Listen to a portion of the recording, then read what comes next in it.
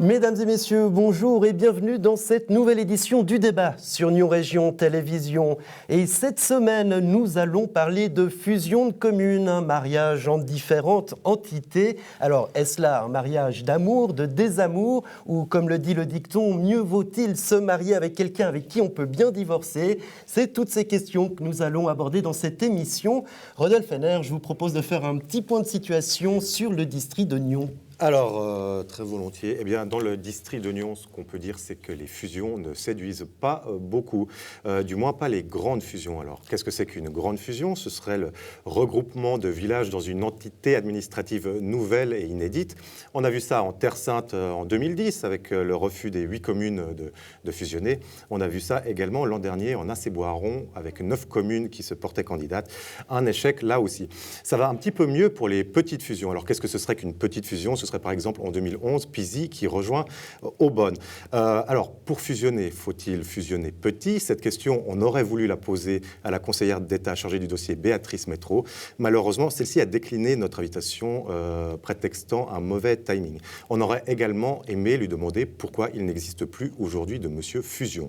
Mais pour aborder cette thématique, nous recevons Serge Mély, syndic de Crassier. C'est vous qui avez mené la fusion Acé-Boiron. Je compléterai votre portrait en disant que vous êtes député Vaud Libre au Grand Conseil. En face de vous, Marlise Dantan, vous êtes la syndic de Tartenien et vous avez initié une fusion à 3 communes. On va en parler tout de suite.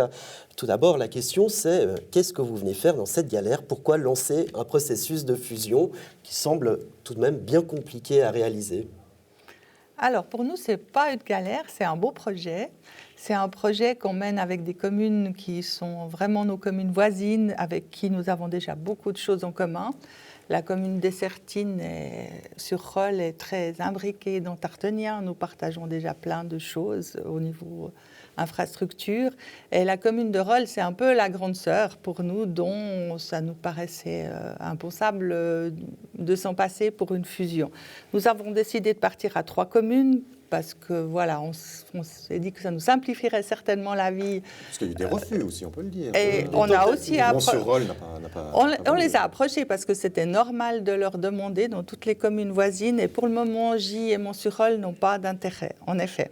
Mais c'était pas, ça nous, je ne vais pas dire que ça nous arrangeait, mais on était contents de partir avec ces 3 communes qui avaient vraiment un intérêt, où l'accueil a été bien dans les 3 communes. Le préavis d'intention est très bien passé dans les 3 communes. Rappelons justement où on en est, c'est un préavis d'intention. Ça va engager les conseillers communaux via des groupes de travail à présenter d'ici 2 ans une convention de fusion qui réglera les points d'impôt, le nom de l'entité, les armoiries et tous ces détails. Voilà, toutes ces choses, les règlements. Voilà, c'est un peu ça. Disons que là, c'était vraiment les conseillers communaux et généraux qui nous disaient « Allez-y, on est OK, on est derrière vous, préparez cette fusion ». Alors, madame, on reviendra très précisément sur votre projet du côté de Tartenien. Juste quand vous écoutez, quand vous entendez, quand vous voyez ce qui s'est passé en Terre Sainte il y a 6 ans et l'an dernier en Acé-Boiron, ça ne vous fait pas peur? Bien sûr, c'est de faire tout ce travail qui est un énorme travail, tous ceux qui sont passés par là le disent, et qu'au résultat, ça ne marche pas, ça peut faire peur. Maintenant, nous, on a confiance dans notre projet parce qu'on pense que c'est un joli projet, qu'on va allier le lac au vignoble, à la campagne, que ça a un sens autant au niveau géographique, au niveau économique et administratif. Donc, et on va faire tout ce qu'il faut dans les groupes de travail pour maintenir justement le caractère de chacun de nos villages. Donc, on n'a pas peur, on a envie d'y aller. Alors, Serge Mély, vous aussi, ça tenait la route sur le papier. C'était bien, il y avait des vrais points de cohérence entre ces 9 communes. Et finalement, l'échec a été terrible. 80% de refus à Chaiseray, par exemple.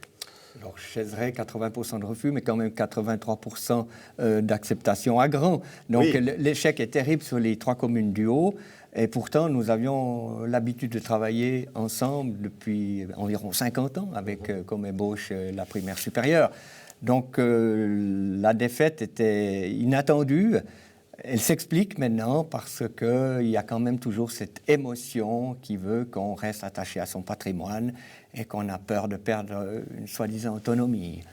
ces questions émotionnelles. Justement, vous avez réussi entre-temps à en balayer une, notamment la référence de l'origine sur le passeport. Alors ça, c'est quelque chose, on perd cette mention sur son passeport quand on fait fusionner sa commune. Vous êtes allé, en tant que député au Grand Conseil, vous avez fait changer ceci. Voilà, avec mon collègue Nehru, on a estimé qu'il fallait essayer de trouver une nouvelle solution. Malheureusement, on n'a pu prendre qu'une demi-mesure parce qu'on ne peut pas être originaire d'une commune qui n'existe plus. Donc la seule solution qui pouvait être appliquée, c'est d'être originaire de la nouvelle commune politique, mais avec, entre parenthèses, le nom de l'ancienne commune devenue village. Mais cette question, justement, de la bourgeoisie, est-ce que c'était vraiment l'élément central? On a beaucoup opposé le fait des communes riches aux communes pauvres, des grandes communes aux petites communes. Je rappelle que si la fusion s'était réalisée, vous seriez devenu la 3e commune du district. Tout à fait. C'était une toute grande commune avec 5 communes qui dépassent déjà les 1000 habitants. Comment dire, difficile. Avec le recul, je crois que nous maintiendrions ces 9 communes, parce que je crois que la première des choses, c'est de prévoir des fusions avec des communes qui ont l'habitude de travailler ensemble. Je suis surpris de voir, des fois dans le canton, certains projets de fusion où, au départ, on ne sait même pas quelle commune va monter dans le bateau. Chez nous, ça a été clair. Vous aviez l'arrondissement scolaire, c'était... Tout à fait, et surtout des propriétés financières communes. C'est une différence. Mais alors, très bien, janvier 2015, les 9 communes, enfin le projet à 9 capote. Et puis cet été, vous décidez de ne pas repartir à 6. Alors, vous l'avez évoqué dans la presse, vous sentiez que tout le monde n'était pas assez motivé ou convaincu. Tout à fait. Alors, au niveau des communes, déjà, on a remarqué qu'il y avait 2 favorables, 2 qui sentaient encore et 2 plutôt défavorables. Et vous étiez dans... Nous, Crassier, on était dans les défavorables, ça paraît assez curieux. Alors, c'est déjà cette non-unanimité qui nous a fait peur, parce que si, avec Assez-Boiron, nous étions unanimes et que ça n'a pas réussi, si on part d'emblée sans une unanimité, c'était dangereux. Mais surtout, on a pensé que les gens qui nous ont demandé, le 25 janvier, ce fameux dimanche noir, de repartir tout de suite à 6, allaient faire la même réflexion que leurs autorités, c'est-à-dire que tous les avantages qu'on avait à 9, on ne les retrouve pas à 6. Ok, donc c'est une question de crédibilité. Pendant une année, vous le martelez qu'à 9, il y a tant de gains. Oui. On est à 6, c'est plus les mêmes, alors pourquoi y aller? Tout à fait. Marlise 9 Dantan, communes, tant d'avantages. Marlise Dantan, est-ce que vous avez observé ce qui s'est passé à Assez-Boiron? Et puis, pour vous, quelle est votre analyse? Qu'est-ce qu'il ne faut pas faire pour repartir sur votre propre projet de fusion? Je n'ai pas assez observé votre projet de fusion, je l'ai observé de loin pour faire des critiques sur votre processus. Ce que je sais, c'est que nous, Tarteniens, 230 habitants, 109 hectares, donc toute petite commune, si Rolle nous accueille à bras ouverts avec une commune d'Essertines où c'est le Conseil général qui a demandé à la municipalité d'Essertines de faire un projet de fusion, je pense qu'on a vraiment nos chances parce que... Les avantages, ce serait quoi exactement pour ces 3 communes? Alors, pour Tarteniens, c'est clairement des avantages administratifs, politiques et économiques. Une administration qui serait à la disposition des gens beaucoup plus que les 4 heures, 5 heures par semaine qu'on a aujourd'hui, c'est clair, des bureaux ouverts. Dans les assemblées intercommunales, on n'a toujours qu'une voix, ce qui, évidemment, par rapport aux grandes communes, démotive un petit peu les gens d'y aller. Vous fusionner, acquérir du pouvoir, de la puissance, mais en même temps, votre autonomie villageoise d'avant, elle n'existerait plus. Alors, oui, mais notre autonomie, elle est un peu symbolique. Donc, autant faire partie d'une plus grande entité, avoir sa place dans les débats, que des gens motivés puissent y aller, et puis avoir plus de poids dans une assemblée intercommunale que d'avoir, peut-être seulement sa voix. Est-ce qu'on sent que ça n'arrive pas à motiver les gens? On a l'impression qu'il n'y a que les élus qui sont convaincus de ceci. C'est que les élus, comme c'était le cas à Assez-Boiron, étaient d'accord de dire « moi, je veux bien laisser ma place après s'il y a fusion ». C'est quelque chose qui est plus difficile à faire passer du côté de la population. Peut-être la population se rend un petit peu moins compte de cette dynamique-là. En effet, il y a plein d'assemblées intercommunales où nous, on n'a même pas de délégués issus du conseil régional parce qu'on est trop petit, du conseil général, pardon. Donc peut-être que ça, ils ne s'en rendent pas compte. Maintenant, la population, oui, alors ce qu'elle se rend compte, c'est qu'ils payent beaucoup d'impôts quand même. Donc, ça, c'est 84 points à Tarteniens. On a le triste record à l'heure actuelle du point d'impôt le plus haut du canton avec la commune de Trétoron près de Payerne. On a passé un nouvel arrêté d'imposition, on va pouvoir descendre à 81, on sera toujours dans les 12 communes les plus hautes du canton. Alors pour comparaison, à Rolle, ils sont à 59. Ouais. Et en cas de fusion, vous baisseriez de combien, vous savez? Je ne vais pas faire de pronostic, mais le monsieur Goël, ancien syndic de Rolle, avait dit qu'on n'allait pas devoir augmenter les impôts à Rolle à cause de la venue de Tartenia. Donc vous passeriez de 84 à 59. C'est pas du tout quelque chose. C'est un argument pour la population. C'est pas quelque chose que je veux dire parce que je le sais pas et je pense que personne le sait. Monsieur Goël était assez sûr de lui que ça allait pas faire augmenter les impôts. Maintenant, c'est sûr que c'est un argument. C'est aussi pour les gens qui travaillent, les viticulteurs qui travaillent à Tartenia, les gens qui y habitent, les gens qui aimeraient transformer un bien en appartement, qui ont de la peine à trouver des locataires, parce que voilà, sur la côte, les gens y regardent, on a de la concurrence. Hein. C'est pas facile de louer les appartements qui sont transformés. On n'a absolument pas de zone à bâtir. Une petite contraction, donc un petit peu une bouffée d'oxygène quand même. Alors justement, au niveau du territoire, le rôle du canton, alors il y a eu un monsieur Fusion, si on va sur le site internet, il y a une page qui est dédiée, des avantages qui nous sont vendus par la conseillère d'État en charge du dossier, et pourtant, comme l'a dit Rodolphe, plus de monsieur Fusion, le canton n'y croit plus, qu'est-ce qui se passe ? Je ne sais pas si le canton n'y croit plus, il a été aussi un tout petit peu échaudé par l'échec successif de tous ces projets. Il y a un groupe de travail qui planche sur les améliorations possibles dans les processus de fusion.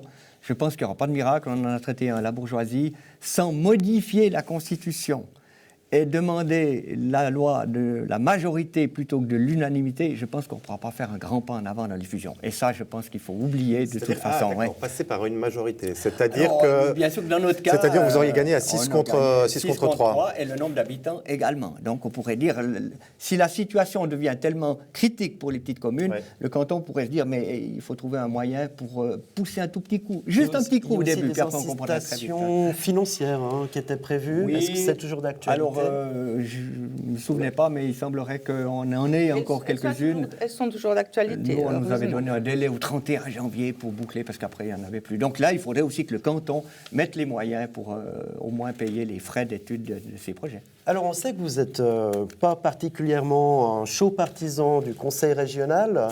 Pourtant, on se rend compte que cette intercommunalité... finalement, elle se réalise au sein du conseil régional et elle capote au sein de la fusion de communes. Vous êtes pour 3-4 communes fortes sur le district, c'est votre argument de poids. Pourtant, on n'y arrive pas. Alors finalement, est-ce que l'échappatoire, est-ce que vous ne seriez pas devenu régionaliste, chaud partisan du conseil régional? Alors, disons que Crassier avait refusé le pire, mais a accepté très chaudement le Disrenne, parce que les défauts de l'un avaient été fortement corrigés. Donc, je ne veux pas dire que je suis anti-régionaliste. C'est vrai qu'il semble qu'actuellement, c'est plutôt cette formule, même si on voit quand même quelques communes qui quittent, et même si le processus avec le conseil régional reste lourd, compliqué et coûteux. Voilà. Mon idée, c'est peut-être dans 10 ou 20 ans, mais 4-5 grosses communes dans le district. Là, on va y arriver. Il y a peut-être justement ce conseil régional, justement. Madame Dantan, juste, vous êtes bien sûr syndic de Tartenia et pas d'Essertine, mais Essertine ne fait pas partie du conseil régional, fait partie de ces quelques communes qui ne font pas. Est-ce qu'il vous a expliqué par hasard ce qui les intéressait dans une fusion et pas dans le conseil régional? Non, on n'a pas évoqué ce sujet. Je vais les laisser répondre eux-mêmes à ce genre de questions. Alors très bien. Par contre, on a un point commun avec Crassier, c'est qu'on avait aussi refusé le pire. D'accord. On était aussi partie de cette commune pour des raisons économiques essentiellement. Tous ces défauts ont été bien corrigés dans le Disrenne. On est d'accord que l'objectif de ces fusions, c'est quand même d'arriver à des régions fortes. Vous le dites, il faut être gros, il faut être puissant pour avoir sa voix au chapitre. Tout à fait. C'est l'objectif de ces fusions où c'est vraiment pour soulager, j'allais dire, le personnel politique, éviter l'essoufflement au sein des conseils, au sein des municipalités. Vraiment, cet objectif politique, en dessous, c'est quoi? Plus de confort pour ses concitoyens ou pour bien entendu, les vous allez parler politiciens? du confort, mais c'est en tout cas l'essoufflement politique, parce que tout ce qu'on veut faire ensemble, si on n'est pas fusionné, on doit passer par des associations intercommunales, dans tous les domaines de la gestion communale, et ça devient épouvantable. En temps, les municipaux ne réalisent pas, quand ils acceptent un mandat, qu'ils vont être délégués 2-3 fois par semaine pour tel ou tel dispositif intercommunal. Ça, je ne pense pas qu'on pourra continuer longtemps avec ce système-là. Bon, il y a tout l'aspect financier aussi qui fait que les fusions restent quand même d'actualité. Avec le recul, dans quelle voie il faudrait aller pour réussir une fusion? Quel conseil vous donneriez, madame? Alors, le premier conseil, c'est d'expliquer aux gens que ce n'est pas Rolle qui annexe. Parce que la première vue, quand on regarde ça, ouh là là là là, ces 2 petites communes, ils n'auront plus rien à dire. Alors, bien expliquer aux gens que c'est vraiment l'inverse. Que les grandes communes, souvent, dans les fusions, prennent beaucoup soin des petites communes et que la répartition des conseils communaux va être très vite dans le sens du petit et non pas du grand. Donc voilà, bien expliquer aux gens, c'est pas Rolle qui nous annexe, c'est nous qui voulons faire un bel ensemble. En l'occurrence, c'est vraiment vous qui avez porté ce projet de fusion, c'est vous qui avez entrepris les démarches. Tout à fait. Et puis en effet, les gens d'un premier abord, ils ont dit, mais pourquoi avec Rolle, pourquoi pas avec Mons, pourquoi pas une plus petite fusion? Et on a ressorti les arguments et les avantages qu'on avait de rejoindre une plus grande commune qui avait toute une infrastructure, qui avait du poids, qui serait renforcée par rapport aux communes de Nyon et Glon aussi. Et les gens ont compris ça. Après le débat le premier débat qu'on a fait dans la commune, les gens sont sortis en disant « Mais oui, mais vous avez raison, c'est évident ». Après, il y a toutes des questions pratiques, les transports publics ou des choses comme ça. Je veux dire, aller à l'administration de Mont-sur-Rolle depuis Tartenien, c'est juste la bannière, tandis que tout nous amène à Rolle et tous les services. Il y a des questions de symbole aussi, j'allais dire le logo, le nom de la future commune. Alors, voilà. Est-ce que vous êtes déjà sur ces pistes de réflexion? Non, c'est un peu trop vite, non. Mais ça, on n'est pas déjà sur ces pistes de réflexion. Serge Mély, est-ce qu'il est important d'identifier les opposants très rapidement dans les communes? Oui, je crois, tout à fait. Tout à fait, il faut vraiment qu'ils puissent exposer leur vue très rapidement. Dans notre cas, ils sont venus un tout petit peu tard et c'était difficile d'y répondre. C'est vrai, c'est vrai. Vous les avez identifiés, Madame Dantan, dans vos 3 villages, enfin, dans la ville et les 2 villages? Alors, oui, je crois qu'on les a déjà identifiés. On va espérer que peut-être ils changeront d'avis. On va espérer qu'il n'y en ait pas d'autres qui... Mais ils ont quelle attitude? Ils sont ouverts à la discussion? Vous pouvez les approcher, vous pouvez leur demander d'organiser un débat public ou c'est pas possible ça, par exemple? À Tartenien, c'est difficile, mais c'est un petit noyau et c'est pas la majorité puisque le 75% de la population a accepté le préavis d'intention. Mais il y a des gens qui pensent que ce ne sera pas bien pour la commune. On va essayer de tout faire pour leur montrer que Tartenien restera toujours Tartenien, un village viticole, le pays du bon vin, et que si sous l'écriteau c'est écrit commune de Rolle, ça n'aura pas de conséquences dramatiques. Tartenien organise beaucoup d'événements, ça aussi les gens y sont attachés. On va créer une société d'animation qui va maintenir toute cette vie locale. Et c'est à nous maintenant, dans les travaux de... Et puis vous pourrez faire votre entrée dans le conseil communal de Rolle, où il y a des partis politiques. Et pourquoi pas créer un parti apolitique, une liste d'entente villageoise, qui peut aussi amener un petit peu de bouffée d'air moins gauche-droite dans un conseil communal. Le processus, à quel horizon espérez-vous cette fusion? Alors, le but, c'est qu'à la fin de cette législature, tout soit terminé et que les élections pour 2021 soient pour une nouvelle commune. Est-ce qu'on vous a averti qu'en cas d'échec de fusion, le traumatisme est sévère et dure longtemps? En Terre Sainte, on entame une 2e législature où on ose à peine prononcer le mot de fusion.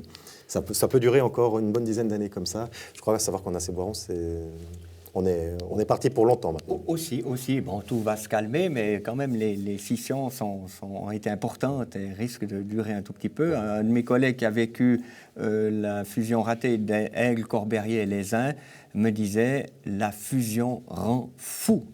Rend fou. Alors voilà, maintenant, on n'est pas devenu fou, mais il y avait certains comportements qui étaient vraiment étonnants. En somme, on a une chance et pas deux. Si ça ne marche pas la première fois, il faut patienter 15 ou 20 ans. Tout à fait, tout à fait. Tout va être affaire de communication, moi, je pense que ça va être très important. Alors voilà, moi, j'ai vraiment bon espoir. Les 3 municipalités, les 3 conseils sont favorables. On trouve que c'est un beau projet. Et puis, on va faire tout pour que ça passe maintenant. Voilà.